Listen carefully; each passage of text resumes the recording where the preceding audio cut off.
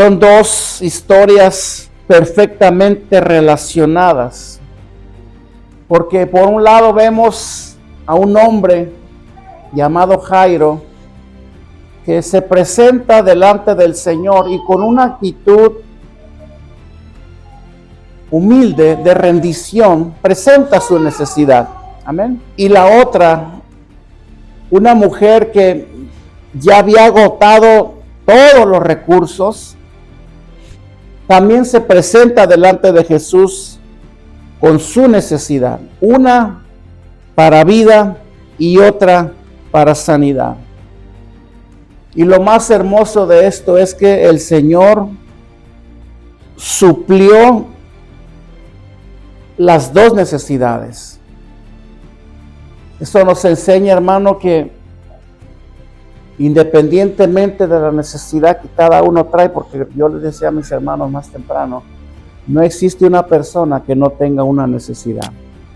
Todos la tenemos, todos. Pero hay una serie de factores que influyen y van a influir, y vamos a tratar de explicarlos para que nosotros entendamos por qué muchas veces nuestra necesidad no alcanza a ser suplida en el momento que nosotros deseáramos que Jesús la supla.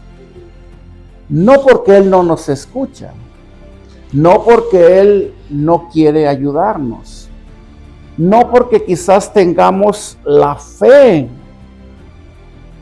porque como hemos enseñado, independientemente de nuestra fe, sea mucha o sea poca, Dios siempre quiere y está dispuesto a ayudarnos. Amén. Siempre, siempre. Él nunca se va a quedar sin hacer nada. Pero volviendo a la narración, si notamos, todo comienza, hermano.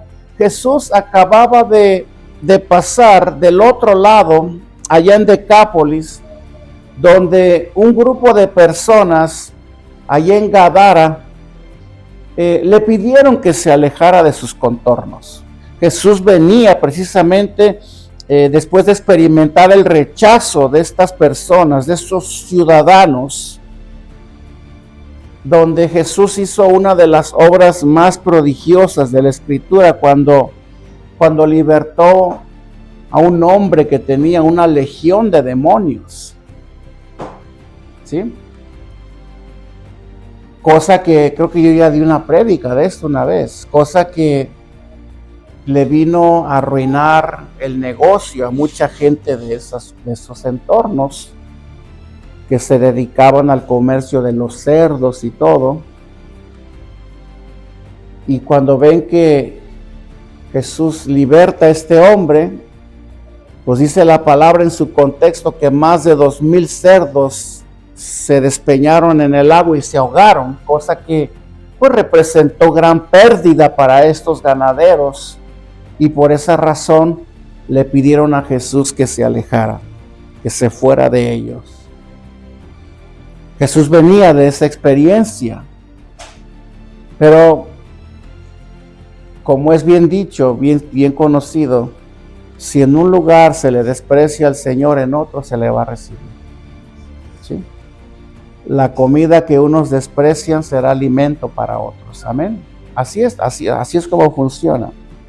Entonces dice el versículo 21, voy a dar lectura nuevamente. Dice, pasando otra vez Jesús en una barca a la otra orilla, o sea, de un lado para otro,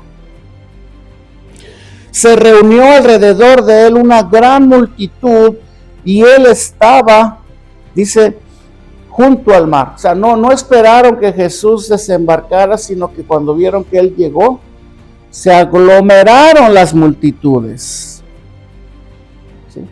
Y luego dice la palabra que un hombre llamado Jairo,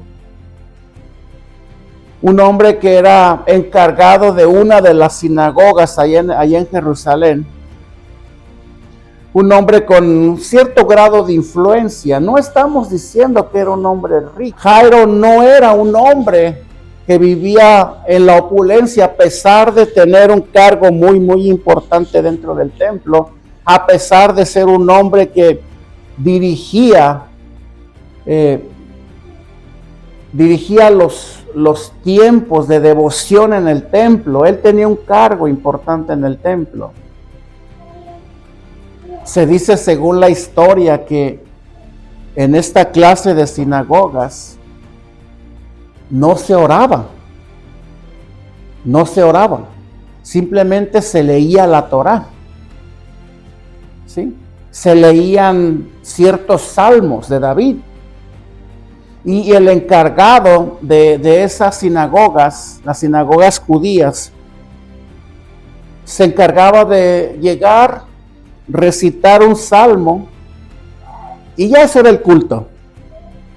¿Sí?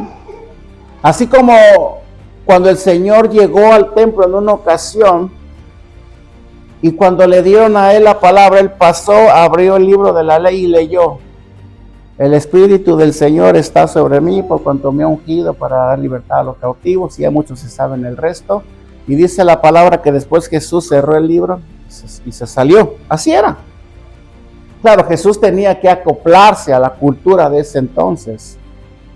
Y ya después vemos que ya durante el ministerio de Jesús, durante el encuentro de los discípulos, de la gente con Jesús, pues ya se empezó a practicar más lo que es la oración eclesial, o sea, dentro de la iglesia. Porque vemos testimonios en la Escritura cómo oraban fervientemente en el templo. ¿Se acuerdan cuando Pedro fue puesto preso y un ángel lo libertó de sus cadenas? La gente en el templo estaba orando por él. O sea, ya para el ministerio de Jesús, ya la oración ya era una práctica común en las personas y necesaria, así como lo es para nosotros hoy en día.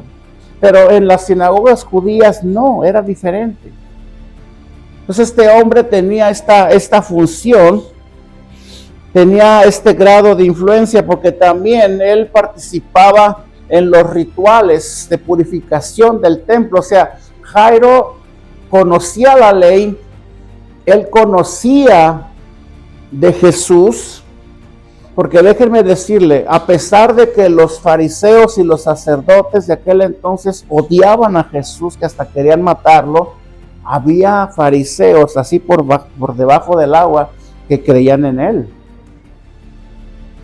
Que creían en él. Jairo era uno de ellos.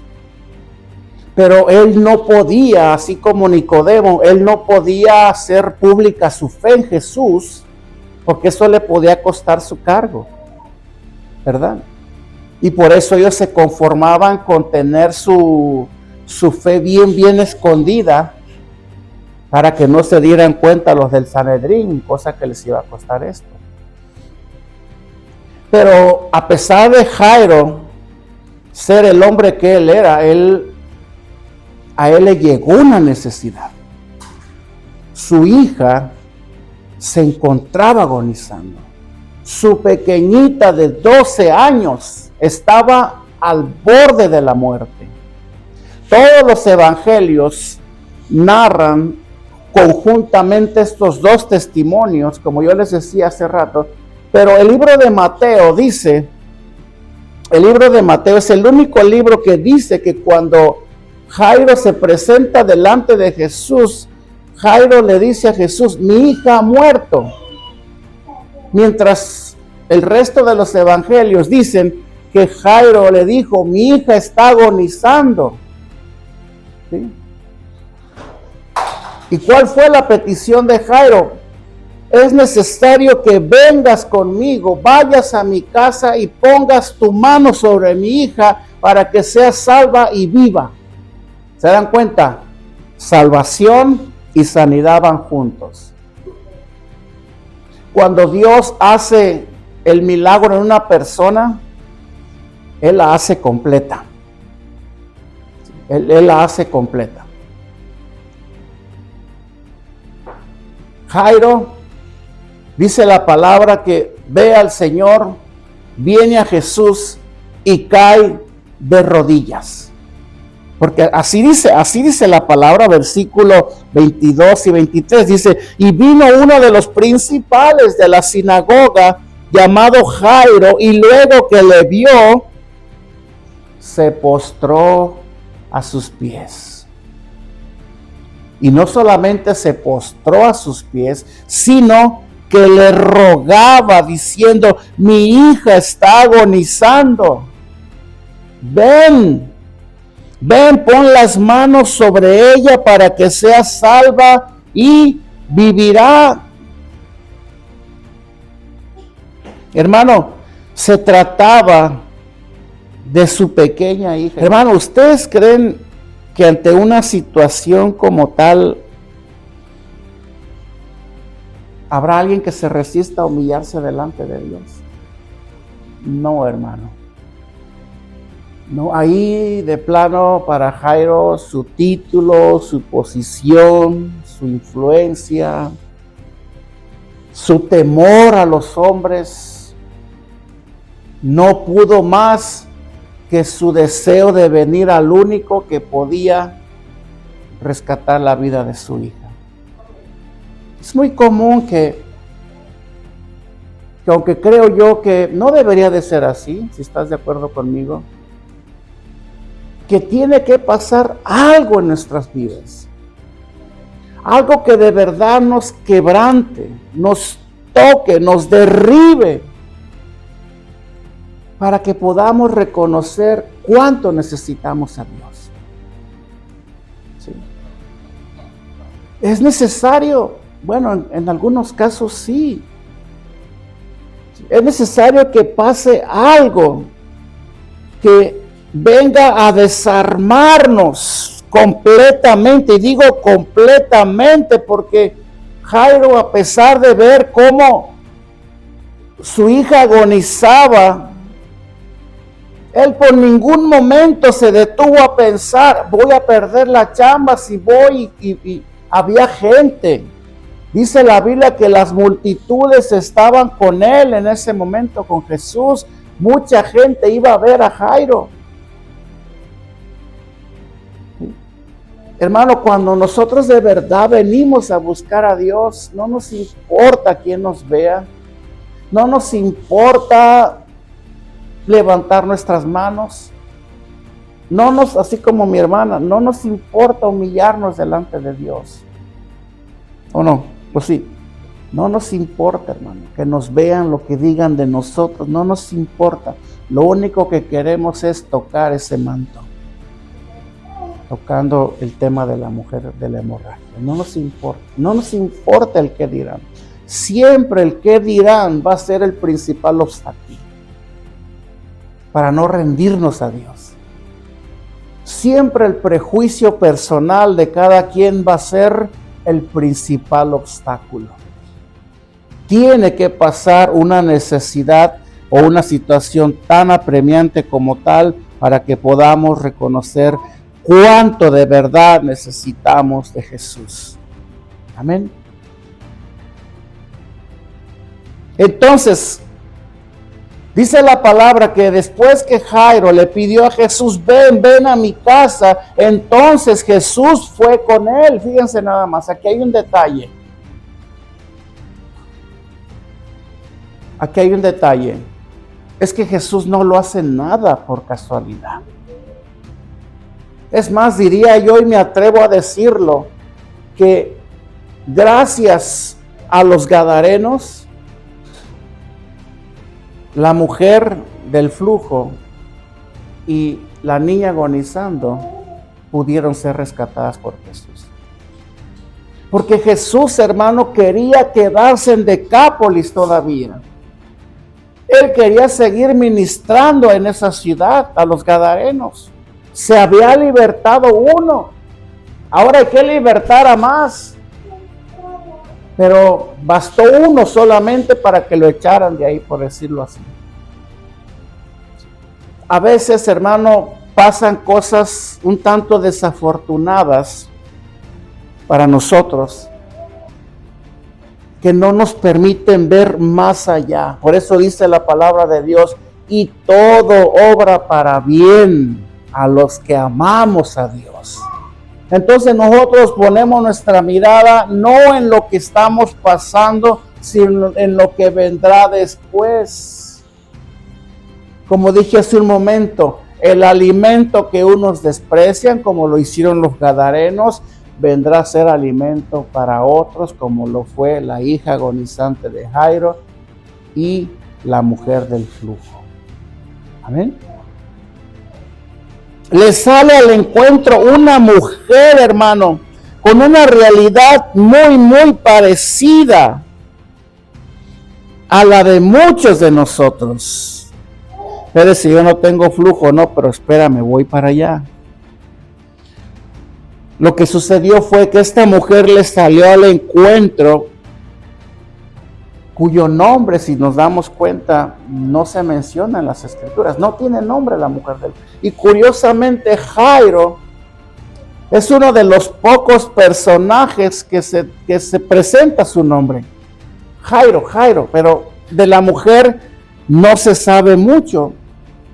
No se sabe si esta mujer era a ciencia cierta una hija de Dios o era simplemente una mujer simpatizante de Jesús o era una mujer que muy adinerada. Podemos concluir que sí, a lo mejor, porque dice la narración que ella había gastado todo lo que tenía para hallar sanidad. Y hermano, y es que cuando leemos la escritura, la leemos de esta manera. No leamos por leerla, veamos cada detalle. Cada detalle nos está diciendo algo. Aunque no podemos sacar conclusiones firmes y abiertas, pero podemos darnos una idea, ¿verdad?, de la realidad de algunas situaciones y de algunos personajes, ¿verdad?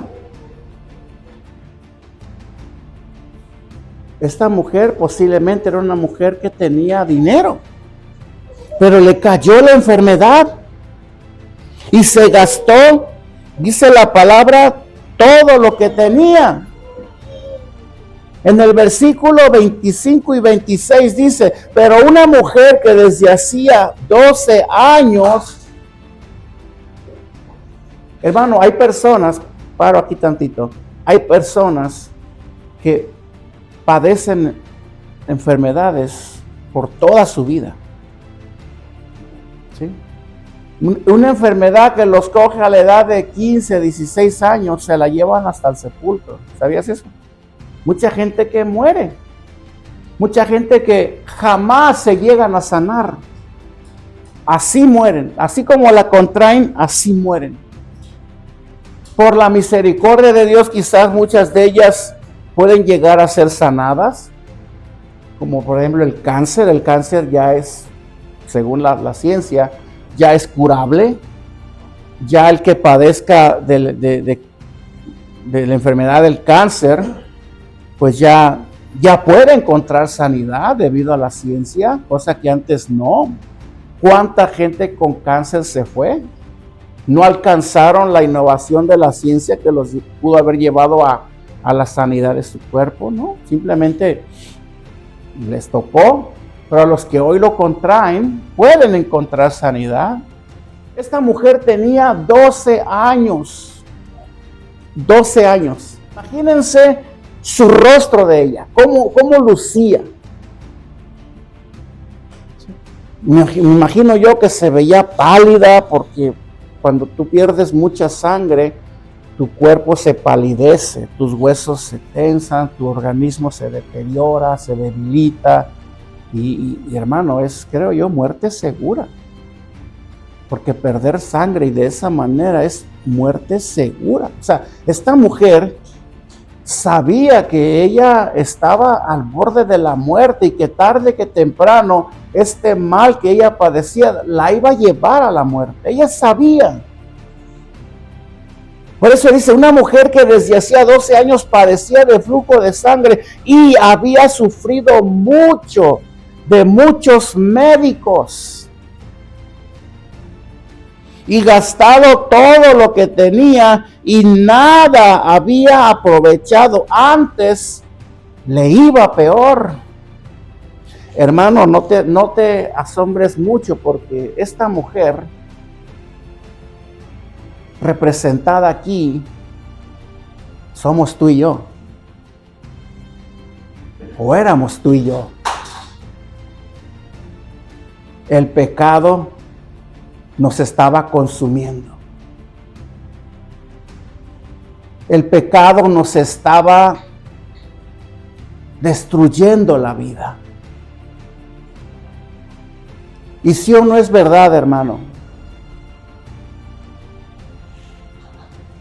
tras vivir una vida tan problemática, tan tormentosa por causa del pecado, muchos de nosotros, si no la mayoría, muchos de nosotros, por falta de conocer a Dios o de rechazar a Dios también, porque yo empecé a rechazar al Señor desde joven. Desde joven ya el Señor me perseguía, yo lo rechacé hasta ya de viejo. En lugar de buscar el consejo del médico de médicos, el único que, de acuerdo a Isaías 53:5, vino a traer sanidad, porque por su llaga fuimos curados, vino a traer la sanidad de nuestro pecado. En lugar de ir a ese médico, íbamos a los médicos que nosotros conocíamos. ¿Quiénes? Los consejeros, los amigos, las amistades, los cuales nos aconsejaban abiertamente, ¿sí o no? Mira, tengo un problema familiar, vas y le dices a la que se acaba de divorciar. ¿Qué te iba a aconsejar? ¿Sí? Mira, tengo este problema y vas con alguien que también está con el mismo problema o peor que tú. ¿Qué nos iban a aconsejar? Y si o no, así nos pasamos la vida. ¿Sí? Íbamos a encontrar alivio en personas que definitivamente, en lugar de ayudarnos, nos empeoraron la vida, nos empeoraron el problema. ¿Sí o no? Por causa de los consejos que otra gente te dio, tu situación en lugar de mejorar empeoró. O la hallamos solución, para nada empeoró, al contrario, se puso peor la cosa. ¿Ves? Bueno, esta mujer hizo lo mismo. Dice, gastó todo lo que tenía en médicos y nada la había aprovechado. Al contrario, se puso peor. ¿Verdad? No encontró la sanidad. Entonces, continuamos leyendo y dice, y cuando oyó hablar de Jesús, porque como dijimos hace un momento, la fama de Jesús, hermano, corría como las corrientes del agua en aquel entonces. La fama, los milagros, las señales, las enseñanzas, todo lo que el Señor hizo y hacía hizo y sigue haciendo hasta la fecha, cobró una fama descomunal a tal punto que esta mujer escuchó la fama de Jesús y ella dijo, aquí está la respuesta. Ella oyó. No estamos hablando que ella era una mujer creyente o una hija, aunque Jesús cuando la sana le dice hija, pero no porque era su hija. Lo que pasa es que Jesús a todo el que viene a Él en arrepentimiento y verdad los llama hijos, porque al final eso es lo que terminamos siendo para Jesús, hijos. Cuando nos convertimos en hijos de Dios es cuando nos hemos arrepentido. Jesús llama hijos a los que se han arrepentido y a los que han venido a Él. A eso los llama sus hijos. Y esta mujer vino a Él con esa cualidad. La cualidad que la llevó a venir a Jesús y clamar por su necesidad. ¿Ven? Pero ella no era una hija en ese momento. Y ella decía, si tocare tan solamente su manto, seré salva. O sea, ella sabía que Jesús estaba en sus entornos, en sus contornos, y por esa razón ella, a pesar de ser una mujer inmunda, porque así estaban catalogadas las mujeres con este problema, ella surcó todos los obstáculos, todos los prejuicios y vino a Jesús. ¿Sí? Vino a Jesús sin importarle los riesgos ni las consecuencias de tal acción. Ella viene a Jesús, ¿por qué? Porque Jesús estaba presente. Y otra, porque Jesús sabía que que esta mujer iba a tener un encuentro con él. Porque para él no hay casualidades. Para él no hay encuentros casuales. Él todo lo sabe, él todo lo conoce. Si tú estás aquí, hermano, el día que te salió Jesús en el camino, ese día ya estaba planeado. Ya estaba en la agenda de Dios. O sea, tú estás aquí, hermano, no porque un día se te antojó venir a la iglesia. Tú estás aquí porque Jesús ya tenía planeado un encuentro contigo. Por esa razón, nada es casualidad para el Señor. Hermano, cuando nosotros tenemos, ahora que somos hijos de Dios, vamos a aplicarlo aquí. Cuando nosotros tenemos la certeza de la presencia de Dios, y yo quiero también derribar un argumento aquí, en el cual quizás muchos aún creen y confían, cuando dicen, la presencia de Dios está en un lugar. Parte sí, parte no es cierto. Porque si eres un verdadero hijo de Dios, la presencia de Dios está contigo. La presencia de Dios llega y se va contigo. ¿Sí? Claro, cuando nos unimos todos, ¿sí?, y hacemos manifestación de esa fe, de esa presencia que hay en nosotros, por supuesto que la presencia de Dios es atraída a un lugar.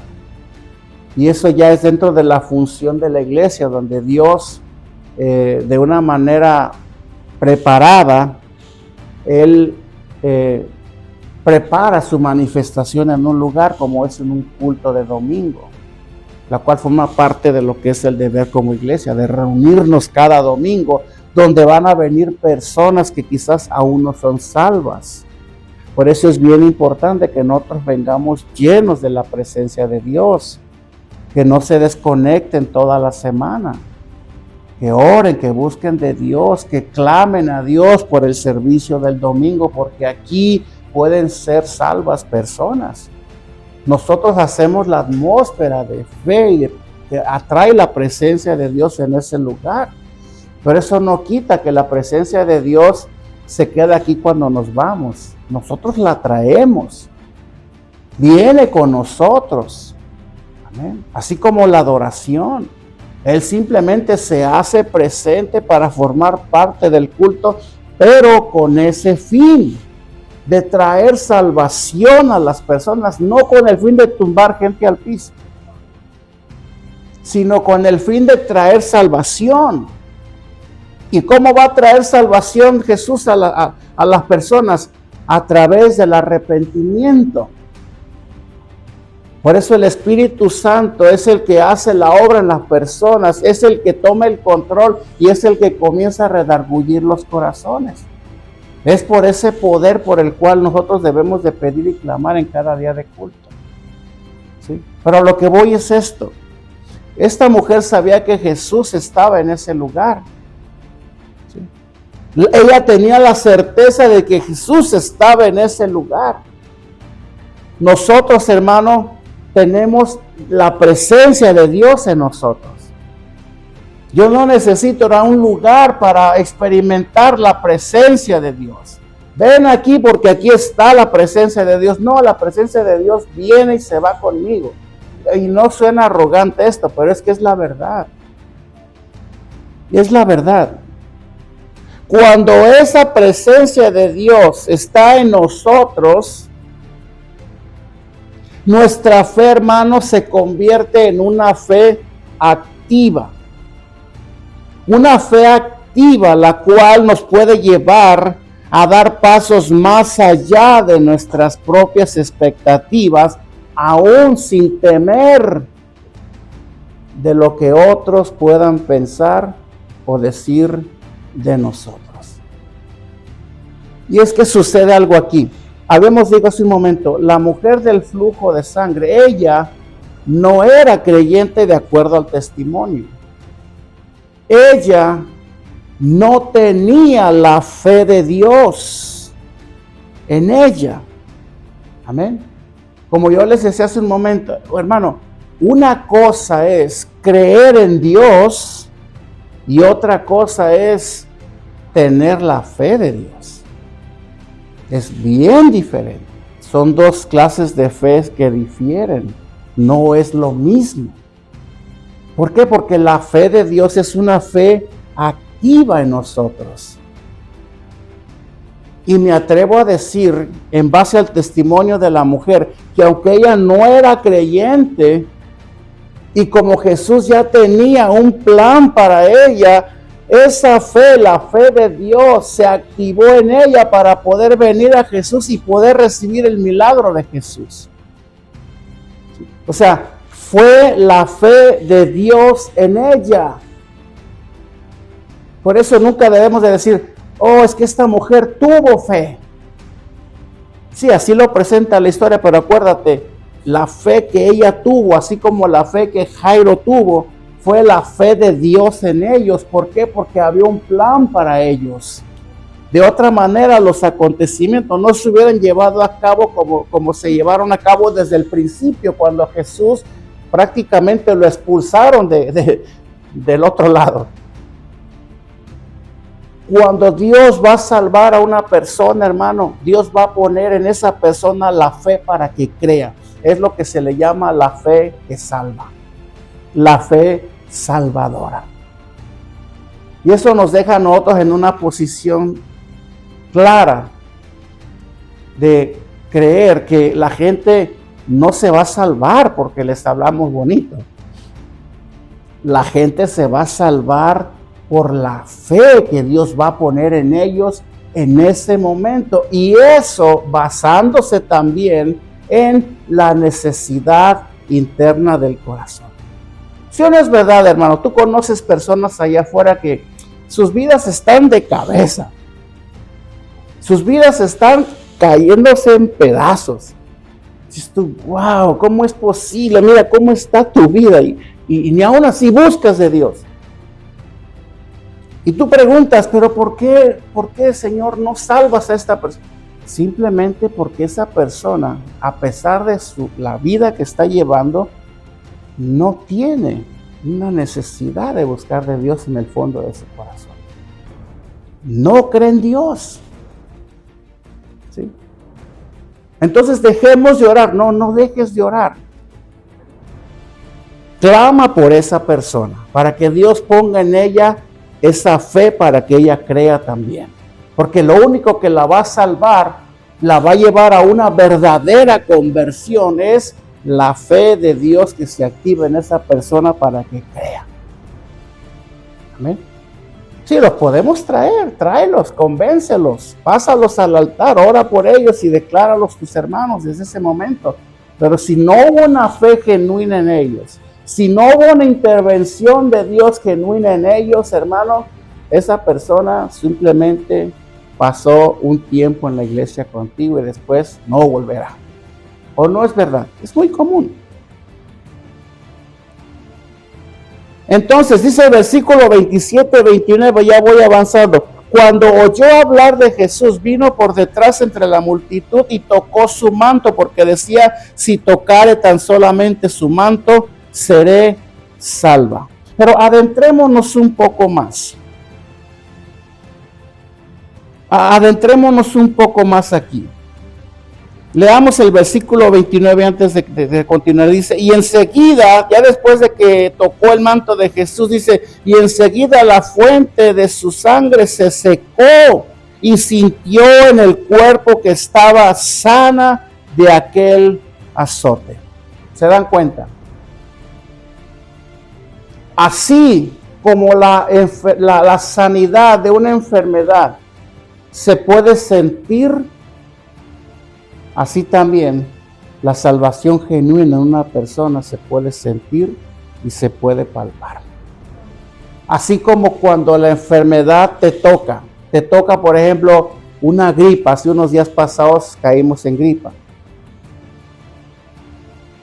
Hermano, aunque tú no lo creas, cuando tú caes en una enfermedad como lo que es la gripa, el resfriado y eso, te tomas el medicamento o alguna receta, algún remedio o algo, si o no es verdad, tu cuerpo cuando ya ha pasado la fase más difícil y ha entrado en la fase de recuperación, tu cuerpo mismo te manda señales. ¿Sí? Me decía mi esposa, pues tómatelo. Y es que yo ya me siento bien, yo siento que ya lo pasé. Yo siento que ya la gripa ya pasó. Yo siento que yo he entrado ya en la fase ya de recuperación. El que ha sido sanado, hermano, lo siente desde el momento que ha quedado sanado. ¿No? ¿Sí o no es verdad? O sea, la sanidad, hermano, de una enfermedad, cualquiera que sea, se puede experimentar en carne propia. ¿Por qué? Porque el mismo organismo te testifica, te dicta, le manda señales a tu mente de que ya ha pasado lo más difícil. Ahora hay que, por eso los doctores cuando te atienden y todo y te dicen, ya pasó, déjenlo que se recuperen.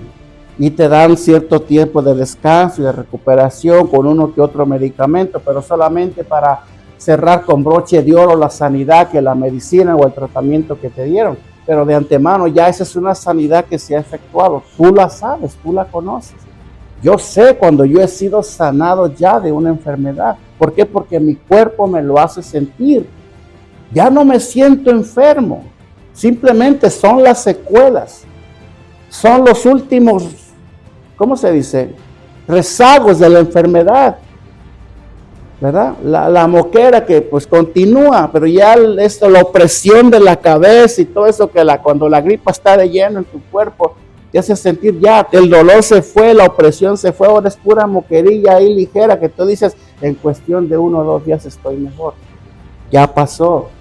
Bueno, esta mujer, hermano, experimentó en carne propia la sanidad de su hemorragia. 12 años. 12 años. Hermano, te digo una cosa, una verdadera intervención de Dios en nosotros, si algo estoy seguro, es que siempre deja huella. Siempre. Siempre. Alguien dijo por ahí hace mucho tiempo, una verdadera experiencia con Dios nunca va a estar a merced de un argumento. Nunca. Si tú eres salvo, tú sabes que eres salvo, aunque te digan que no, aunque el diablo te diga que no. Si has tenido un encuentro con Jesús, si hay alguien que lo sabe y tiene certeza de eso, eres tú. ¿Sí o no es verdad? Yo sé que soy salvo. Un día le molestó a una persona porque yo dije, yo sé si hoy muero, yo no voy al infierno, yo voy para el cielo porque he creído en Jesús. Y se molestó la persona. Se molestó por lo que dije, por haber demostrado certeza de sanidad. Soy salvo, soy salvo. Y cuando tú le digas a la gente así, les vas a caer mal. Prepárate para dar testimonio de tu fe a otros, porque muchas veces la gente no lo va a recibir con agrado. Les vamos a parecer arrogantes o presuntuosos muchas veces. ¿Por qué? Porque ellos no lo entienden. Pero tenemos que hacerlo, porque esa es parte del testimonio. Porque una de las cosas que más va a captar la atención de la gente allá afuera es la seguridad, la certeza que hay en ti hacia aquel en quien tú has creído, al cual tú quieres llevar también a que lo conozcan. Porque si no nos ven así, pues entonces van a tener siempre en entredicho nuestras palabras. Tienen que vernos convencidos. Sí, le vas a caer gordo cuando le digas a alguien, soy salvo yo. Ay, ¿te crees muy bueno? No, no es que sea bueno, es que la gracia de Dios me alcanzó. Soy salvo porque la obra de Cristo fue suficiente para perdonarme y para darme herencia eterna. No es por méritos, no es por obras, es porque Cristo me alcanzó. Y por esa razón, porque he puesto mi fe en Él, por esa razón yo sé, me voy tranquilo por las noches a dormir sabiendo de que yo, si muero, yo voy al cielo. Suena presuntuoso, ¿no? Suena arrogante, ¿sí o no es verdad? Pero es la verdad, hermano. Es la verdad. Porque la obra de Jesús así es. En esto consistió la obra del Señor en nosotros. No en que dudemos, sino que creamos en Él. y lo creamos con todo. Pero adentrémonos un poco más en la triste realidad de esta mujer por su enfermedad. Que inclusive, hermano, en su desesperación hizo que hiciera algo que estaba contra la ley. Vamos a Levítico capítulo 15. Si Cristian lo pone. Solamente vamos a leer unos cuantos fragmentos porque ya no me da tiempo. Levítico capítulo 15, versículo del 19 al 30. Dice la palabra del Señor, para que se den una idea de lo que estaba pasando con la mujer del flujo. Cuando la mujer, esa es la ley de Moisés, cuando la mujer tuviera flujo de sangre y su flujo fuere en su cuerpo 7 días, estará apartada. ¿Sí? Son 7 días, ¿no? 7 días. Y cualquiera que la tocare será inmundo hasta en la noche. Todo aquello sobre lo que ella se acostare mientras estuviere separada será inmundo. ¿Sí? O sea, estará contaminado. O sea, era la creencia. Ahora ya no es igual. Vean ustedes nada más todo lo que trajo para nosotros el sacrificio de Cristo. Él nos libertó de la maldición de la ley. Antes pesaba una maldición sobre todas estas personas que quebrantaban estas leyes. Antes las mujeres eran marginadas a tal punto de que eran separadas. Nadie las podía tocar. Nadie las podía tocar. Nadie. Imagínense si de por sí, cuando están así las mujeres, ¿cómo se sienten? Imagínense estas mujeres que eran rechazadas, eran marginadas, eran separadas, y hay de aquel que las tocare. Hay de tú si tocas a otra persona estando así, porque te vas a la horca. Porque hasta las podían matar por quebrantar estas leyes. Eso era la ley en ese entonces. Para que se den una idea de la situación de esta mujer. Todo aquello y cualquiera que tocare su cama, lavará sus vestidos, versículo 21, y después de lavarse con agua será inmundo hasta la noche. También cualquiera que tocare cualquier mueble sobre el que ella se hubiere sentado, lavará sus vestidos. Se lavará luego a sí mismo con agua y será inmundo hasta la noche. O sea, tenías que bañarte, ¿sí? Y aún bañándote tenías que esperar hasta la noche para que se te quitara la inmundicia. En ciertos casos tenías que ir con los sacerdotes para que te aplicaran el ritual de la purificación, porque en esto consistía el ritual de la purificación que se practicaba en el templo, ¿sí? Tocabas a una mujer menstruosa, tocabas un animal prohibido por la ley, o comías un animal prohibido por la ley, o te acostabas con la mujer de otro, cosas así, ¿no? O tocabas un difunto. Era tan grave como tocar un difunto, ¿sí? Tocar a una mujer en estos días era tan grave como esto. Tenías que purificarte, tenías que ser limpio de todo eso.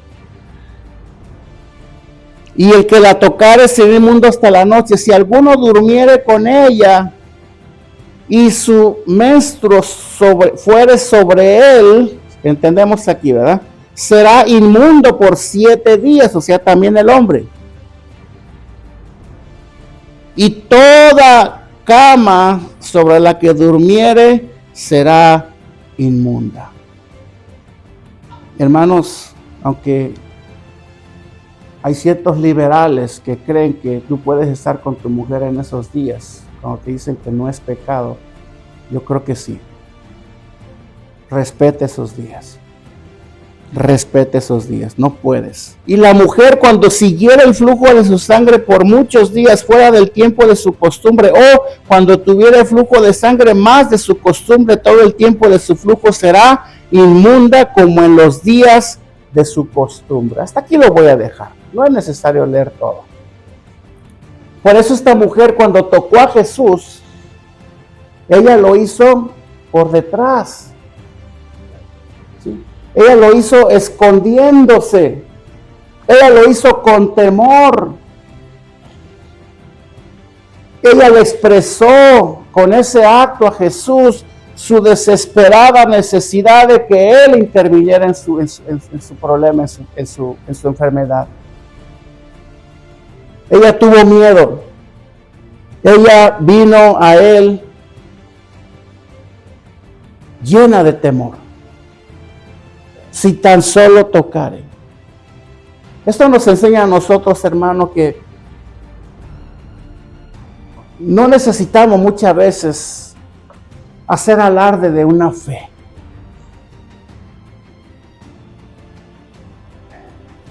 No hagamos alarde de que tenemos fe en Dios.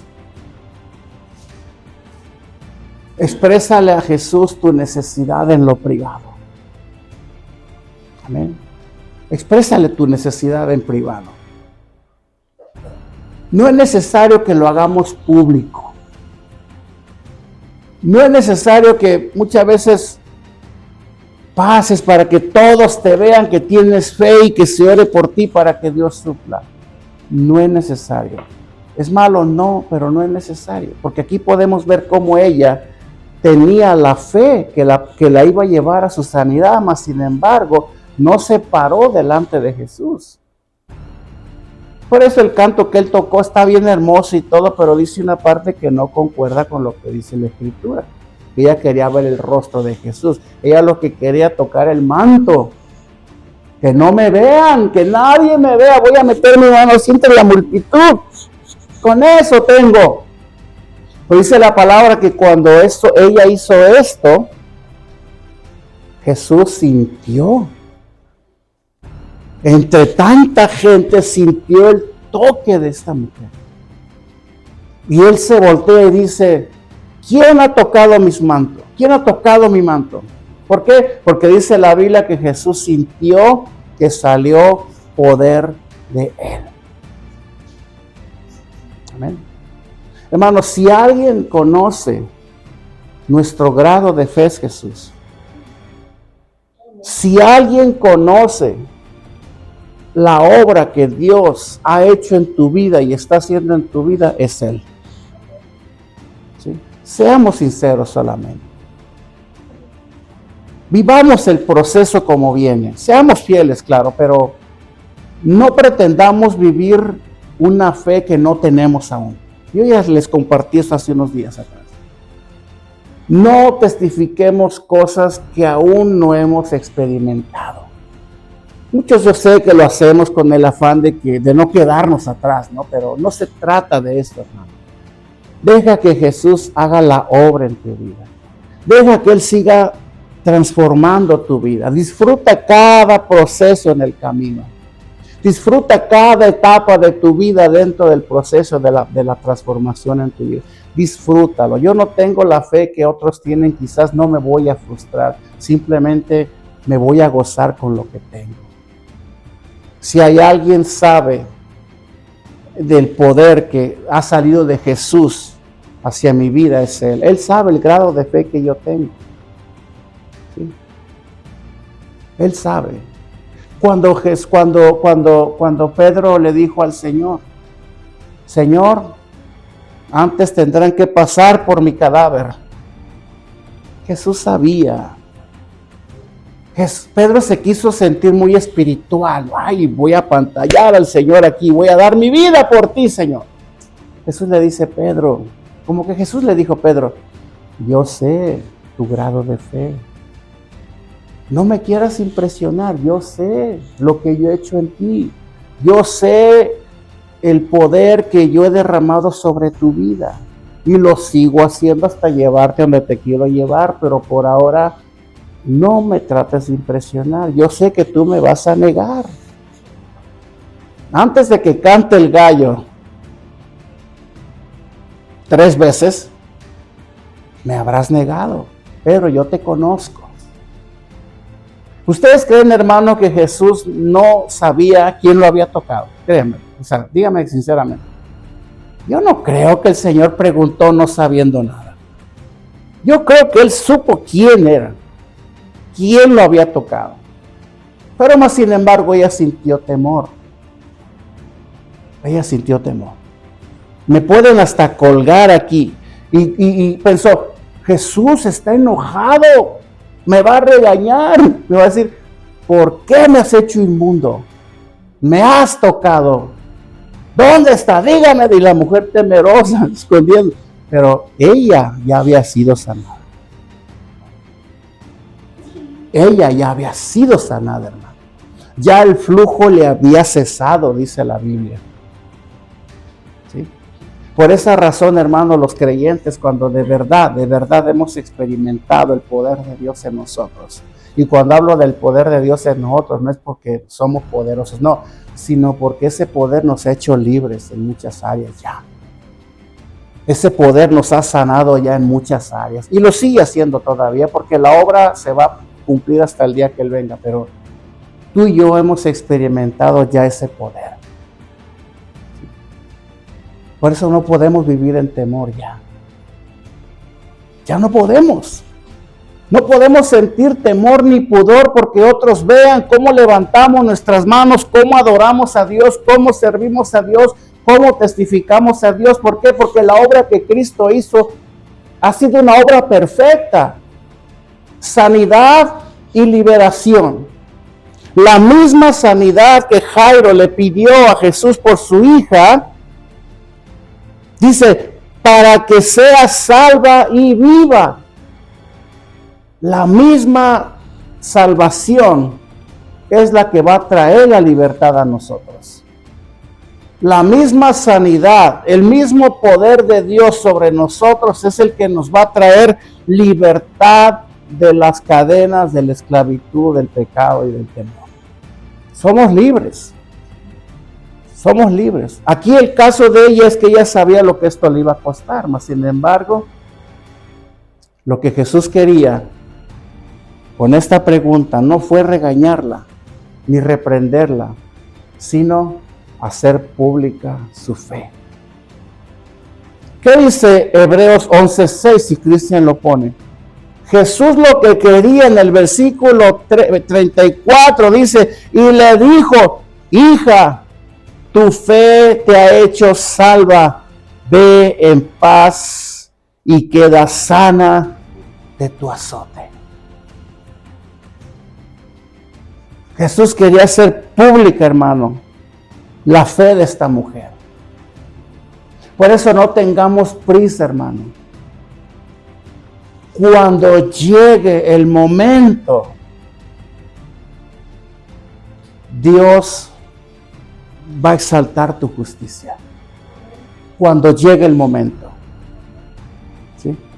Cuando llegue el momento, Dios va a hacer pública, va a galardonar la obra que Él ha hecho en ti. Amén.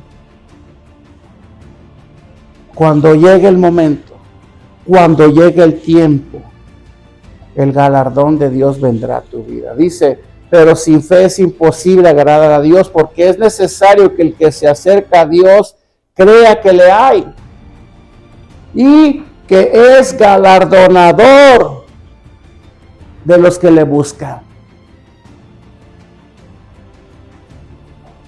Hermano, Dios no se queda con nada. Dios no se queda con nada. Todo lo que tú hagas por Él y para Él, movido por esa fe de Él en ti, tendrá no solamente su recompensa, sino su tiempo en el cual esa fe será exaltada. Amén. Porque eso es lo que Dios quiere. Amén. Eso es lo que Dios desea. Mira, criar un hijo, hermano, no es cosa fácil. Los que somos padres lo sabemos. Son años de sacrificio, ¿no es verdad? Son años de preparación. Son años de instrucción. Son años de falta de sueño, de sacrificio y de todo. Y ojalá y todos nuestros hijos, pues cuando lleguen a una edad, pues lo reconozcan, ¿no? Pero pues tristemente no es así muchas veces. Pero sí no es verdad, hermano, que cuando tú lo das todo por tus hijos, te esfuerzas, te esmeras, los guías por el camino correcto, los instruyes y todo, les das estudio, los apoyas en sus estudios y todo, y ellos llegan un día con su título, hermano, ¿sí o no es verdad? Hay una sensación grata dentro de tu ser, de que al final valió la pena. Tengo un hijo abogado que se recibió de abogado. Tengo un hijo que se recibió de médico. Tengo un hijo, una hija que llegaron muy alto en la sociedad. Se titularon, se graduaron y ahora ocupan lugares de prestigio. Y los padres se llenan la boca, ¿no? Porque lo que te viene a la mente es cuánto costó. Y parte de ese sacrificio, pues tú lo pagaste. Por ejemplo, cuando no trabajaban, que tenían que estudiar, tú les sustentabas económicamente. ¿Sí? Hay una satisfacción interna, así como la hay también cuando pues no lo valoraron, ¿no? Pero Dios es algo parecido a esto con nosotros. Cuando nosotros hemos pagado un precio, hermano, a Dios le agrada exaltar la fe de los que creen en Él, de los que le han creído hasta el fin. Por esa razón vemos en Apocalipsis al Señor diciéndole a los que van a llegar ante Él: bienvenido, siervo fiel. En lo poco fuiste fiel, en lo mucho te pondré. A Dios le deleita, le agrada hacer eso. Él quiere galardonar tu fe porque sabe que otros van a creer por tu testimonio, por tu entrega, por tu sacrificio. No escatimemos esfuerzos para Dios, porque todo tendrá recompensa. Amén. Al final, ¿qué estamos dispuestos a hacer tú y yo para ir un paso más allá? Lo vamos a dejar hasta aquí. Nos vamos a conformar con lo que hemos recibido de Dios hasta hoy en día. ¿Qué vamos a hacer? Yo les decía a mis hermanos, todos tenemos necesidades, ¿sí o no es cierto? Todos. ¿Qué vamos a hacer para mover la mano de Dios? Amén. Nosotros tenemos la fe de Dios. Tenemos la fe de Dios. ¿Qué vamos a hacer que sea algo parecido como lo hizo la mujer del flujo? Como lo hizo Jairo, al cual al final el Señor salvó a su hija y la rescató y la revivió. ¿Qué vamos a hacer nosotros? ¿Cuándo vamos a hacer a un lado los prejuicios que nos han separado de esta gracia, no por semanas, sino por años? ¿O sí o no es verdad? ¿Sí o no es verdad?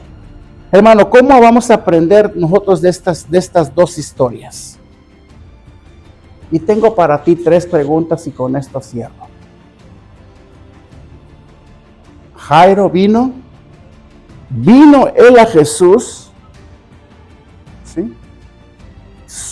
Fuera él quien fuera, y se arrodilló delante de Jesús.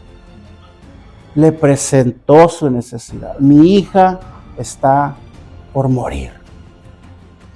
Mi hija está moribunda. Él vino y se arrodilló ante Jesús. La mujer del flujo vino aún quebrantando la misma ley, ¿verdad?, que pesaba en aquel tiempo, movida por esta necesidad. Una hemorragia que ya llevaba 12 años. Y curiosamente, dentro de la similitud de estas dos historias, la hija de Jairo tenía 12 años y la mujer del flujo llevaba 12 años también. ¿Sí? Pero ella vino, ella quería ser sanada. ¿Será que necesitamos tener esta clase de deseos de ser rescatados por Dios? ¿Será que aún no lo tenemos? ¿Será que necesita estar allí? ¿Será que Dios necesita hacernos ver más de cerca nuestra condición? ¿Será que necesitamos eso, tú y yo, para dar esta clase de pasos de fe? ¿Será que Dios necesita abrir nuestros ojos a nuestra realidad y ver que de verdad cada día que pasa es un tiempo hermoso y crucial que estamos desperdiciando? ¿Será que necesitamos ver más allá de lo que estamos viendo en este momento? ¿Será que ese manto se debe de correr de nuestros ojos, que nos haga ver en realidad dónde estamos parados como el hijo pródigo? Hasta que estaba comiendo con los cerdos se dio cuenta de su condición, porque dice la Biblia que él vio su condición en ese momento y decidió regresar a la casa de su padre. Imagínense, hermano, una hemorragia como tal apremiaba una búsqueda como tal. Una hija moribunda, hermano, es capaz de quebrantar a cualquier padre, a cualquier madre. ¿Sí o no es cierto? Quizás tus hijos, mis hijos no están enfermos como tal, de tal manera, pero están muertos en sus delitos y pecados. Y sabemos que sus vidas penden de un hilo en este momento. Amén. Quizás como mujeres, vamos a aplicarlo generalmente, no padecemos de una hemorragia como tal, pero sí quizás el pecado aún sigue haciendo estragos en nosotros y aún nos sigue haciendo la vida miserable, porque no hemos llegado a vivir y a estar dentro del plan de Dios, el cual Él originalmente creó para nosotros. Quizás nos hemos privado de tantas cosas buenas que Dios tiene reservadas para nosotros, aún en esta vida. Pero la hemorragia del pecado aún no nos ha dejado experimentar esa abundancia todavía, y por esa razón sí somos cristianos, venimos a la iglesia, creemos en Dios, tenemos fe en Dios, pero no tenemos la fe de Dios aún. Pero nuestras vidas no son como aún nosotros mismos quisiéramos. Aún nosotros mismos no hemos experimentado esa sanidad como lo hizo esta mujer, esa libertad. Aún nos sentimos atados de pies y manos. ¿O no es verdad? Esa es una realidad, hermano, en el cuerpo de Cristo. Lo que sí estoy seguro es que la vida de estos dos personajes cambió desde el día que tuvieron un encuentro con Jesús. Cuando el hombre ya no tiene de otra, cuando ya no tiene otra salida, cuando se han agotado todos los recursos, cuando la enfermedad llega y se acaba todo, hermano, solamente le queda una cosa al hombre: venir a los pies de Jesús, humillarse delante de Dios. Es todo lo que le queda. Bueno, todavía no he llegado a ese punto, muchos dirán, y por eso voy a seguir igual. No esperes a que te caiga la desgracia. No esperes a que te caiga la enfermedad. No esperes, ve ya a Jesús. Ve ya ahorita ve a Jesús. No esperes. ¿Sí? Porque tarde que temprano, y no soy ave de mal agüero, tarde que temprano vendrá la prueba. Vendrá la prueba. Amén. ¿O no dice la Biblia que la entrada al reino de Dios es bien angostita? No es espaciosa, porque esa lleva a la perdición, pero es angostita. Y suena crudo decirlo, pero es la única prueba, es la única puerta llena de dolor y de aflicción, la que nos va a llevar a la vida eterna. Amén. Quizás, hermano, necesitamos tú y yo llegar al fondo de nuestras vidas para clamar a Jesús. O quizás, hermano, necesitamos llegar a agotar hasta nuestro último recurso para rendirnos a Dios verdaderamente. Quizás. Oh, hermano, quizás tú y yo necesitamos verdaderamente sentirnos perdidos. ¿Sí? Quizás necesitamos tú y yo me incluyo también, quizás tú y yo necesitamos verdaderamente sentirnos perdidos para caer de rodillas ante Dios, para que nos salve. Amén. Cuando tú y yo nos sentamos perdidos, de verdad perdidos, es cuando vamos a venir a Jesús. Mientras no nos sintamos perdidos, hermano, no vamos a venir a Él. Mientras sintamos que vamos para el cielo como quiera que sea. Si alguien, hermano, pasa por alto todas estas cosas y si aún se sigue sintiendo salvo, es que algo anda mal entonces. Perdón por lo que digo, pero es la verdad. Tenemos que escudriñar nuestro corazón, porque como decía un siervo hoy por la mañana, es a la manera de Dios. Como dice mi hermano a veces, es a la manera de Dios, ¿o no es verdad? Vamos a venir a Dios bajo sus términos, no bajo los nuestros. Amén. Sino bajo sus términos. Amén. Así que vamos a ponernos de pie, hermano. Hemos llegado al final del mensaje de hoy. Y esperamos que podamos llegar a una reflexión profunda de nuestras vidas, que apremie, que de verdad, hermano, de verdad, tenemos que ver en Jesús la única respuesta, porque no hay otra. Quisiera poder ofrecerles otras alternativas, pero no las hay. No las hay. Jesús dijo: yo soy el camino, la verdad y la vida. Nadie viene al Padre sino por mí.